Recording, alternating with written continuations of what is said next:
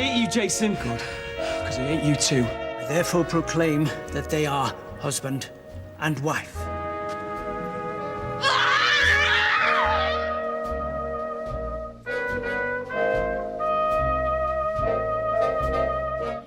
How do you know about that? A private little thing that's on set. Who's been telling tales there? Grimshaws. Meet the Grimshaws. Da da da da da blue doo doo. No, I'm not singing it. Grimshaws, meet the Grimshaws. Da da da da da blue doo doo. No. 3, that's a magic number. Since the turn of the millennium, number 11 Coronation Street has been home to Weatherfield's lovable rogues, the Grimshaws. Makes. And that's a magic number. They may not be the oldest family on the street, but the fearless threesome are certainly the most troublesome. You spoil everything! Love triangles, It was only sex! Eileen desperately looking for love herself, babies turning up on the doorstep. I simply can't keep up to them. What have I done, eh? What have I done to deserve this? I think dysfunctional is the word that comes to mind, really. Obviously, you're not normal, so why don't you just leave me alone? Grimshaw's been aptly named, haven't they? Because they're definitely grim. Streetcars. Streetcars. Hello, streetcars. Morning, streetcars. The Grimshaws' journey began in May 2000 when bolshy blonde single mom Eileen Grimshaw hopped into a streetcar's cab. Destination? Coronation Street. Most people like to sit in the back. I'm not most people. Eileen is a very strong-willed woman. She says exactly what she thinks. She just won't take any rubbish from anybody. Oh, Eileen, do us a favour. Oh, sure, I'm Mother Teresa. Bog off. She's a very hard character when she wants to be, but with people that she loves and with her boys, she's very soft. I just want a cuddle, Mum. She's a great, warm-hearted northern woman. She's every woman. She's every mother. Who is this? I'm the best offer you've had all day, love. And before you could say custard creams, Eileen's way with words had one of the one jobs she was born to do. Yes, sir, yeah. Mr. Johnson, 49 Yeovil Street. Eileen runs streetcars. Eileen owns streetcars. Don't be fooled. Shut your gob! Stop whining! Steve McDonald? No. I think Eileen brings to the cab office order. Get over yourself, because I don't come in here to hear you mope. Streetcars, what do you want? I think she's brilliant for them. She keeps them all in check. She gives advice. She looks after them. That phone rings and I pounce, instantly oozing honey down the line, sending charm and minicabs all round Manchester. I don't think streetcars would be streetcars without Eileen now. Who else would be able to do those dulcet tones on the switch? Nobody. What the heck is going on? Oh, hiya, Mum. And suddenly these two boys arrived, and that's when the trouble started. The street's very own Cain and Abel didn't see eye to eye on anything and battled out their differences on the cobbles. Hey, stop it! Well, they're obviously not the same father to begin with, are they? So that gets the mind racing a bit. I think the Grimshaw brothers are a couple of scallies, really. There's always fights. There's always feuds. I hate you, Jason. Good, because I hate you too. Todd and Jason usually fight. It's usually because of girls. It's Jason. And when Todd found Jason doing the dirty with his girlfriend Candice, things really kicked off. I can explain, mate. Don't you make me. It was his first time, I think, of being nasty to his brother. My own brother? How could you? I don't really know if he fancied Candice, I just think he wanted to do it. You lowlife! What are you doing? That's enough! I'm not going to make excuses for Jason. He was out of order. And as the boy became a man, it wasn't long before testosterone-charged builder Jason had the ladies queuing up for a cheeky kiss. And if they're lucky, a glimpse of that chest. Lock your doors, ladies. No Weatherfield woman was safe from his amateur advances. Jason, no! I thought... You said... But not being the brightest, Jason was prone to getting those signals disastrously wrong. What are you doing? So... Jason, I'm old enough to be your mother. Yo, thanks for the coffee. Any more problems, just give us a call, eh? Bye. Jason and Todd are opposites. Jason's a man's man, and Todd's got a bit of a softer side. Todd, however, was hiding a secret, and his girlfriend Sarah Louise Platt was in the dark. I love you, and I want to be with you for the rest of my life. Todd really did love Sarah, he really did. Will you marry me? Yes. Yes, I will. I think it was really sweet, Todd and Sarah's relationship. But in October 2003, Todd dropped a bombshell that would reverberate across the entire nation. You tried to get off with her brother. Now, it's outrageous business. And it was such a hoo-ha at the time. It was all across the front pages and all over the newspapers. Shock, pics, gay, sex, shame, Corrie, be ashamed of yourself. It's only 3 years ago, it's like the dark ages. I've never felt this close. To kiss Adam Rickett. It's a weird one. What was that? Guess? See the look of a surprise on his face. What the hell do you think you're doing? I think he was more nervous than I was. Smelt of booze. He must have been drinking. Wrong move, Todd. Who's the better kisser, Sarah or Nick? It's too close to call. Just way too close. I want to take you to a gay bar. And once Todd was out and proud, he was staying out. Next stop, Manchester's Canal Street, where sexy gay nurse Carl was waiting. But his reception back in Weatherfield wouldn't be quite so warm. I'm in love with a man. My brother likes doing it with lads, and you want me to pretend it doesn't knock me sick? I'm in love with someone else. A man. She was devastated. I mean, really devastated, because she was pregnant as well. What have you done with Carl? Everything. To find out that he'd been off with another guy in their bed was just heartbreaking. Please, we loved each other. Get off me, you freak! Get away from her. For once, the brothers joined forces when Jason came to Todd's aid. This wouldn't be the last time the feuding families would fight it out on the cobbles.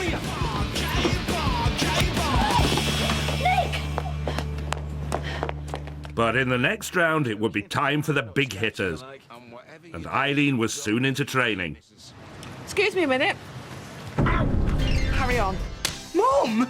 Would I get into a fight with Eileen? Oh, no. No. She would knock me out. I mean, I don't think I'd like to stand up and box with her in the middle of the street. Eileen loves slapping Steve. Well, what's he done? What do you think he's done? Oh, I just long for it. Oh, you haven't, have you?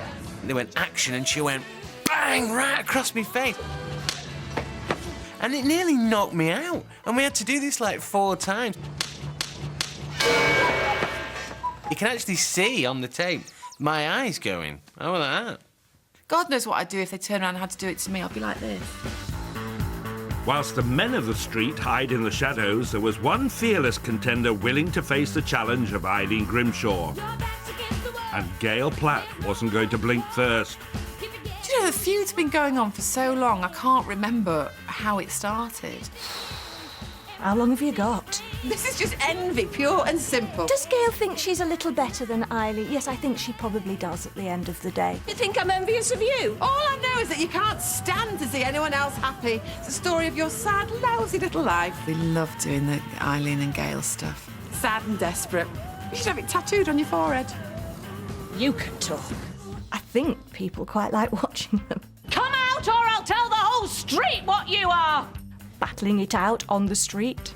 I'll make you sorry! Leave him alone! So in the black corner, it's Eileen Bone Grinder Grimshaw, and in the blue, it's Gail the Pommeler Platt. Ladies and gentlemen, the street's biggest cat fight is about to commence. Gail, who's half Eileen's size, got in a fight with her, which is completely balmy. Just that mad punch in the street. It was like, my God. Go on, Gail. They just flew at each other.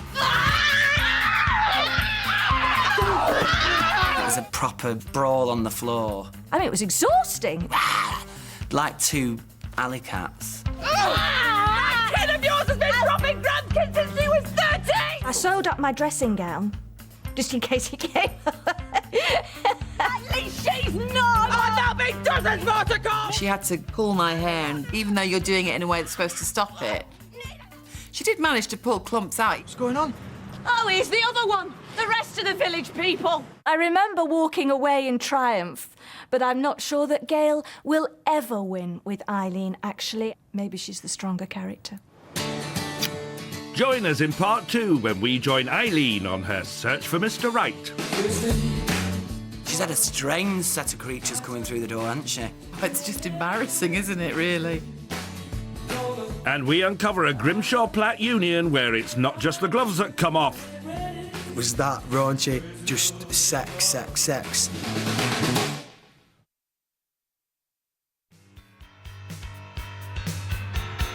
Come on, man. Let's go inside. Make yourself at home. Thanks. It's like a foster house, isn't it?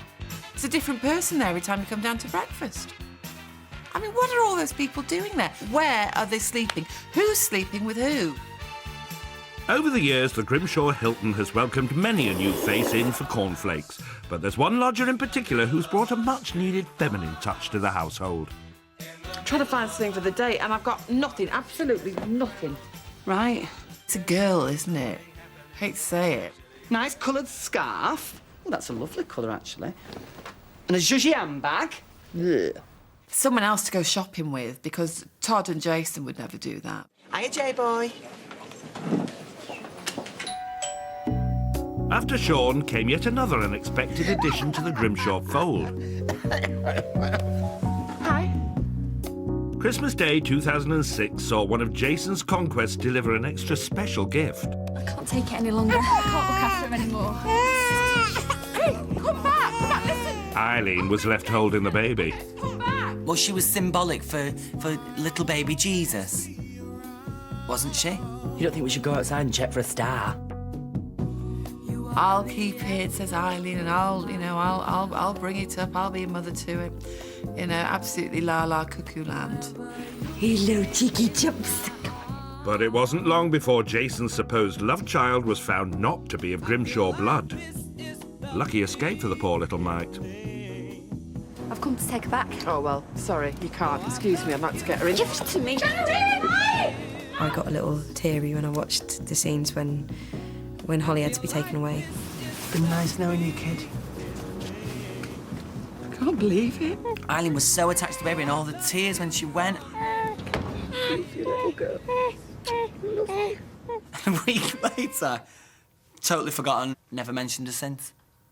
There's not even been one conversation about Holly. Nothing.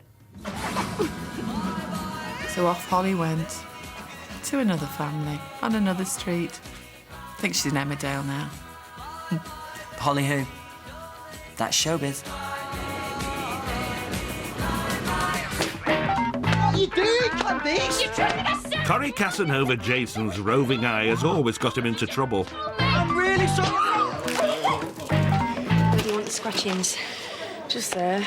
But all that was to change when the New Rovers barmaid Violet Wilson gave him the look of love.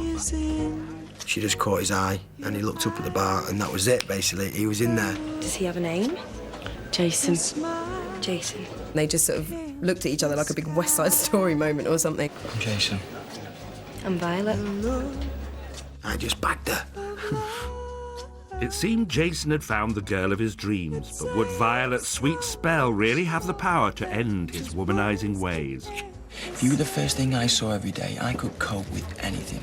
I think Violet had quite a lot of affection for the way that Jason was a little bit dim about things. Oh, come here, sexy girl. Give us a bit of And he was kind of a bit of a macho man.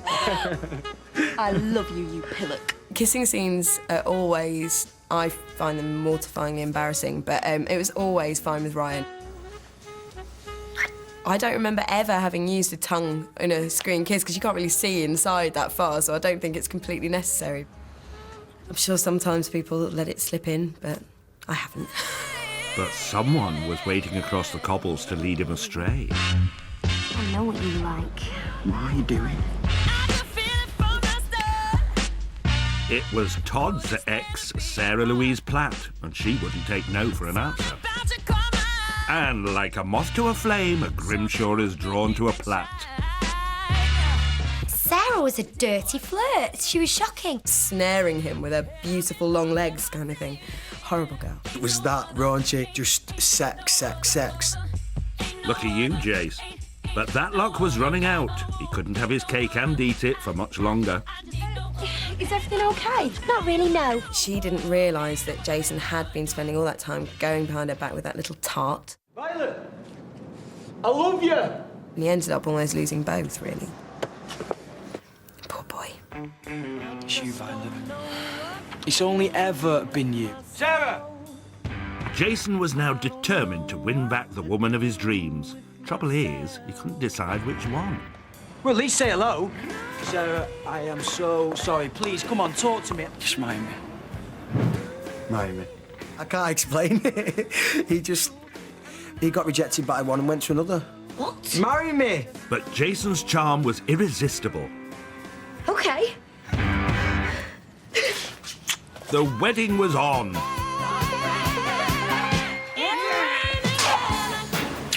I'm in love. Eileen, on the other hand, has never made it down the aisle. But she's had plenty of fellas. Flaming men. Eileen's love life, it's just embarrassing, isn't it, really? Disastrous. She's had a strange set of creatures coming through the door, hasn't she? And it was bye-bye Duncan, and hello Mike, and Trevor, and Brian, and Dave, and all the rest of them. Then we had Dennis. She thought she found the one in Dennis. Dennis was that nice, soft-hearted, big biker who then did the dirty with Janice. Then we had the Bible-bashing murderer. Now, I was very suspicious of him from the start. I thought there was something fishy and dodgy about him. He's the man who murdered my husband. Ed's a murderer. I can't believe that. We had a night with the boiler man. I've got something awfully wrong with my boiler. I think the viewers were quite shocked by that. I got a lot of letters saying Eileen would never do that. I thought, I'd play her. Yes, she would. She would. Sorry. Thought you would have gone. Oh, hope you don't mind. Worked up a right thirst. She likes the bad boy. That's the problem. She likes the naughty boys. And they don't come naughtier than Irish playboy Pat. Could go back to your place and take you up them stairs and ravish you until dawn. Pat, lodgers. Lodgers, Pat. Vi, we're living in out of ill repute. Pat, who turns out to have about 10 other women on the go. Look, I can explain Yeah, that. but before you do, just make sure it includes Carol, Sue, and the one you call Fluffy Bunny. Maureen. Well, there again, broke her heart. I'll give all the others up. It'll just be you and me. We're good together, Eileen. You know we are.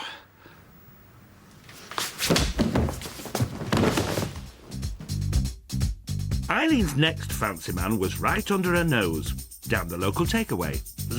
Eileen Grimshaw. Now, you're a sight for sore eyes. You light up my life. Me and Jerry. Pretty dapper, haven't we, mate? I think she played a little bit hard to get, you know. Do you want anything? No, just drop it off the kebab, I promised. Oh, thank you. You're an angel. What? No, it was nobody. Jerry Morton was in possession of a secret weapon. Forget champagne and oysters.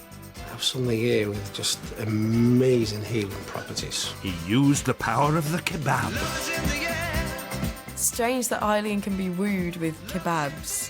This is going to be painless. Flowers and chocolates, no. Kebab, yes. So love is in the air, for the time being anyway. But will Jerry and his kebabs be enough to satisfy Eileen Grimshaw?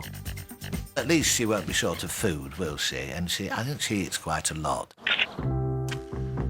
Their whirlwind romance had swept Jason and his blushing bride Sarah down the aisle. You're just too good to be true. At last, the Grimshaws and the Platts would be united forever. I think they're a match made somewhere in limbo. I don't know whether it's heaven or hell. It's kind of somewhere in between. Sorry, but I'm desperate for the loo. That's fine. I think it would have been a surprise if it had gone well. She was in front of all her family and her friends, and she was really badly humiliated. I don't know what's taking him so long. Do you want me to go and sit? Yeah, would you? He just disappeared. I mean, what a devastating thing.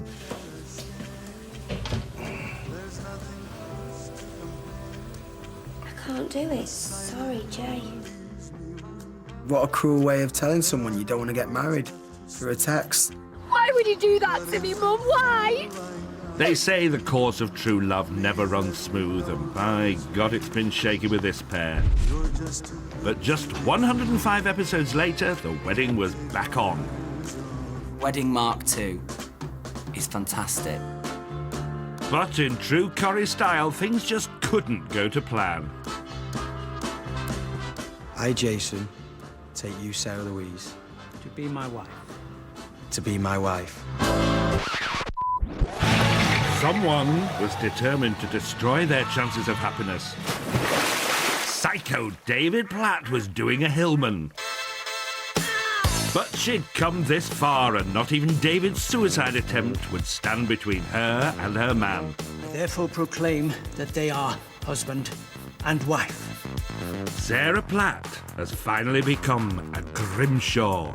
Perhaps things are looking up for the Grimshaws. We can but hope. And pray. So what could be in store for the street's most dysfunctional family?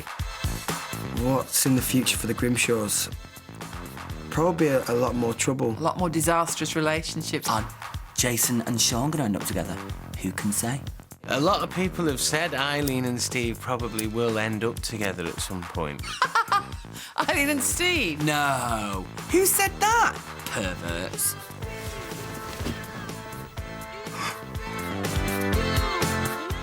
Well, from that to stress, Michael Douglas gives one of his finest performances ever as an everyman finally driven over the edge by life.